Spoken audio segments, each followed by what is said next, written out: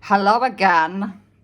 Okay, so sorry I've not come back to you sooner, but we are talking about you asked about Sphinx, cobra, up dog to go into down dog, right? And you said that your variant of chaturanga is knees, chest, chin.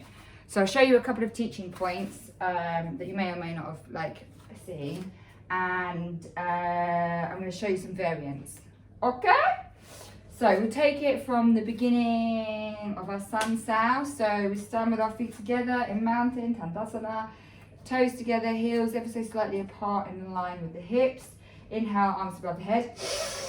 Exhale, bend from the knee, gentle bend, sweeping the hands down beside the body. Find the hip creases, so where the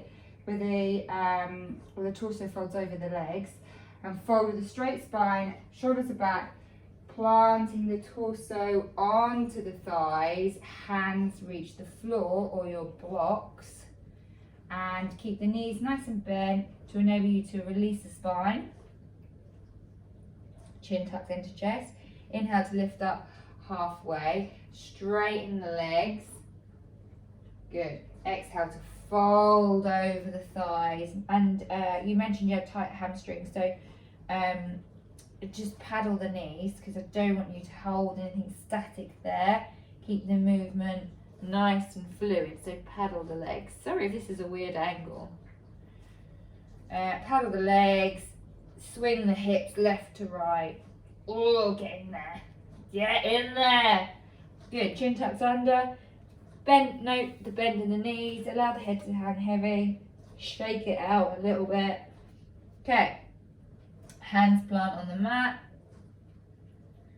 And we step back to plank. Do you see me there? Cool. We're in plank. Chaturanga is obviously floating down, but we're taking the knees, chest, chin variant. So knees, untuck toes. We find a natural dip in the spine as we come down. Knees, chest, chin. And as we inhale, rolling shoulders up and away from the ears, elbows hug the ribs. We use the hands to float the torso forwards. Bottom sinks down into the mat. Squeeze glute to reduce the space to create to lose the little mouse trap under there. Take the hands if you need to make the adjustment, because we're going to do Sphinx. Take the hands slightly forward so the forearms are on the mat. Elbows hug ribs, and you want your elbows to be at the bottom of your ribs. So your hands are underneath the shoulders and slightly in front of the shoulder heads. Fingers are spread. Pads of the fingers grip the mat like a tree frog. Yeah? Toes and heels together. Roll the shoulders up and away from the ears, and in the same motion we inhale to come up to Sphinx. And in Sphinx we are keeping the forearms on the floor, and the motion is we are pulling forwards and up. Okay?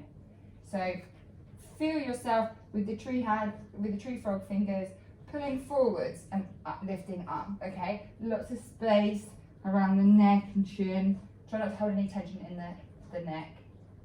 Good. Exhale to float down, forehead to the mat. Shake it out, wiggle the bum. Sphinx. We inhale to come up to Sphinx again. So elbows are connecting to the mat. Yeah? We're lifting with the spine and with the back muscles first. So naturally that takes me to about here, and then a little bit of extra journey by applying some pressure to the forearms. Gripping the mat with the fingers, motion is pulling forwards through the hands and lifting up. Good. Now I would float back down on an exhale.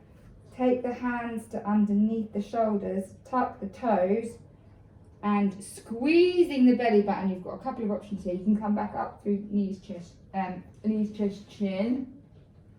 Up, half chaturanga.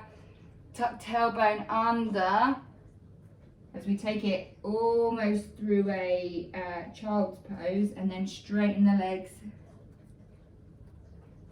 and walk it out. Keep walking if your hamstrings are tight. Try not to hold anything too static if you're really aching through the backs of the legs. Good. Next drill. Take it through high plank. We'll do knees, chest, chin to cobra. Untuck toes. Knees, chest, chin. Elbows hug the ribs. And with the hands gripping the mat, tree frog fingers, we pull the torso forwards to lay flat on the mat, rolling elbows up and away from the ears. And we lift up into cobra, okay? So, to recap, we've poured the body onto the mat with nice control. The hands are directly underneath the shoulder heads, elbows hug ribs, and we lift up on an inhale, always on an inhale lift.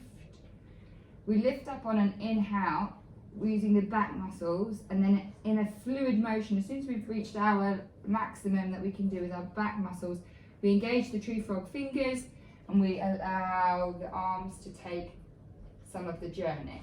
But never straighten the hands, never straighten the elbows. Always keep a gentle flex because you want to activate the arm muscles as well as creating a nice stretch through the back and the abdominals. And I would say bring the toes together. You can squeeze the glutes. Tuck the toes when you're ready to come up into downward dog. So tuck the toes. Now engage the tummy, let go of the glutes. Lift the torso up. Keep the knees on the ground. Send the hips back over the heels. Simultaneously straighten the legs and take it into downward dog. And walk the dog. Good. Take it back to high plank. Now, curveball. Take the knees down. I'm not going to take you through knees, chest, chin, because I don't like it. I feel like it makes your body great.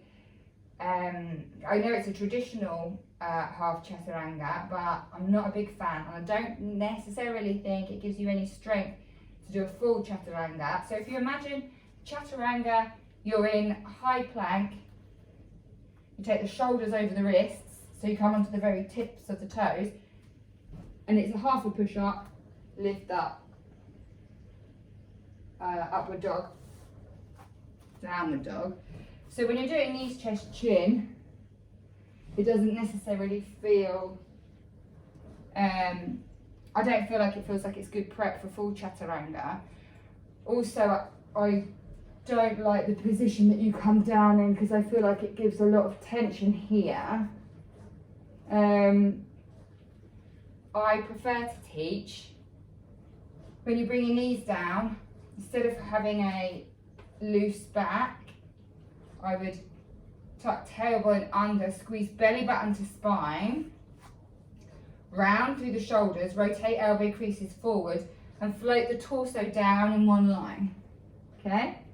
And then roll up, roll up to Sphinx, exhale down, lift up the torso, squeeze the stomach, round the primary section of the spine, round through the shoulders to take it through child's pose. But you can just rest, no resting in child's pose, keep it active. You're just taking a few milliseconds in child's pose before tucking the toes, lifting up downward dog. Okay? For up dog, I don't know how I would teach going from knees, chest, chin to up dog. Because up dog's a stronger variant. And I would only ever teach up dog following chaturanga. Or I might suggest practicing up dog in my variant of half chaturanga. But certainly I wouldn't recommend doing it from knees, chest, chin. Let me just release my arms, my hands, wrists, whatever these things are called. Okay, so down dog, take it up to high plank. Half chaturanga for me is knees down, untuck toes, elbow creases forward, tuck tailbone under, Land the torso like a plane through the hands, either all the way down, roll shoulders up away from the ears, lifting up using the back muscles, taking the journey a little bit higher using the arms. Now if we're going into up dog, we squeeze the feet together, squeeze the bum, and we lift up. Now you can straighten the arms, but don't lock the elbows. You get me? I don't know if you can see, there's a little bit of air underneath my legs. And my legs are squeezing, my glutes are squeezing, everything's squeezing. Exhale, you can push up and back straight into downward dog. However, if you're feeling anything here, crunchy or achy or any kind of uncomfortable sensation, don't go upward dog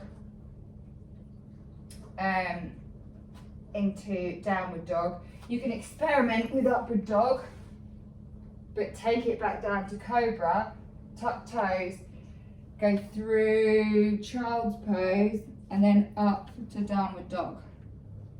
You need to break it down until you have the strength, the core strength really, to take it from upward to downward dog. Because you need to draw the belly buttons to the spine. Let me show. Up dog, draw belly button to spine, really lift using that core, like as if someone's pulling you from here. Down dog. Hopefully that makes sense. Please let me know how you get on. If you want me to send a voice note to teach you, which might be to give you some teaching cues so you can practice while you're doing it, I'll tell you what, maybe get Mark to film you doing the up dog, no, doing knees, chest, chin, up to Sphinx, knees, chest, chin, up to cobra. Send me those two, and then send me, if you do the half chaturanga variant that I showed you, no knees, chest, chin, and then you can do Sphinx from lowering your torso, do up cobra, and then you can try showing me up dog. I want to see your movement so I can tell you where I think you might need to, I want to see your movement so then I can give you some more teaching tips. Okay? Enjoy!